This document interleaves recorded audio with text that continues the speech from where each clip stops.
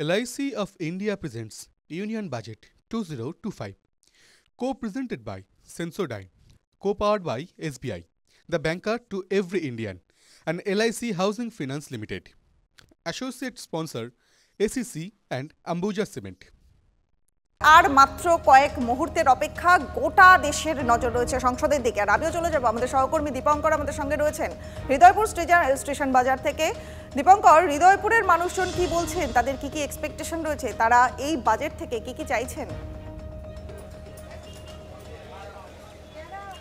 একদমই তাই, সাধারণ মানুষের সঙ্গে সকাল থেকে যা কথা বলছি তাতে বোঝা যাচ্ছে সাধারণ মানুষের চাহিদা বাজেটে জিনিসপত্রের দাম যেন ঠিকঠাক থাকে। এখানে একজন বাজার করতে এসছেন, তার কাছে একটু জানবার চেষ্টা করব বাজেটে আপনাদের প্রত্যাশা কি?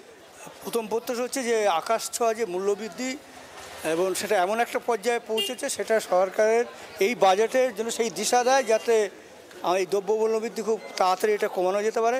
প্লাস আরেকটা যেটা দেখছি যে চিকিৎসা ক্ষেত্রে মানে স্বাস্থ্যক্ষেত্রে এই ইলেকট্রাল বন্ডের পরে ইলেকট্রাল বন্ড কানেকশনের পরে যেভাবে ওষুধের দাম বেড়েছে, সাধারণ মানুষের মধ্যে অন্তত সেই ধারণা, সেই দিকে সরকারের নজর দেওয়া উচিত যাতে চিকিৎসাটা সর্বস্তরে সমানভাবে পৌঁছায়। আরও মানুষজন রয়েছেন বাজারের মধ্যে, জিজ্ঞেস করবো যে বাজেটে আপনাদের প্রত্যাশা কী এবারে? বাজেটে দেখুন, প্রত্যাশা বলতে গরিবের প্রত্যাশা কিছু নেই। যদি ইনকাম বাড়ে সেই সাথে বাজেট বাড়লে ঠিক আছে।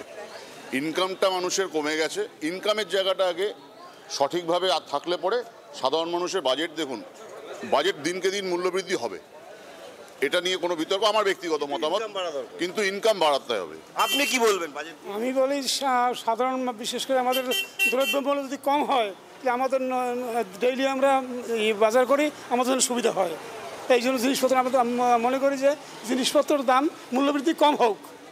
একজন দিদি রয়েছেন, তার কাছে জিজ্ঞেস করবো, প্রধানমন্ত্রী বলছেন নারী শক্তি বাড়াতে হবে, বাজেট নিয়ে আপনাদের কি প্রত্যাশা?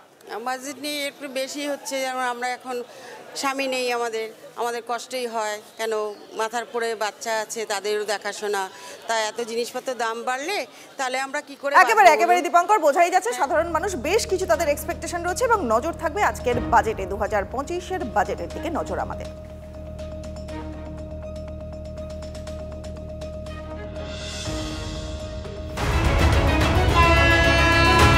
নির্মলা সীতারামনের অষ্টম budget. We particularly focus on employment, skilling and the middle class.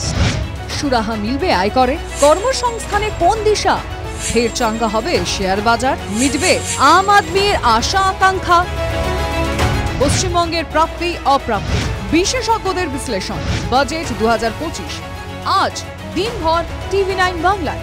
TV9 Bangla, না দেখলেই নয়।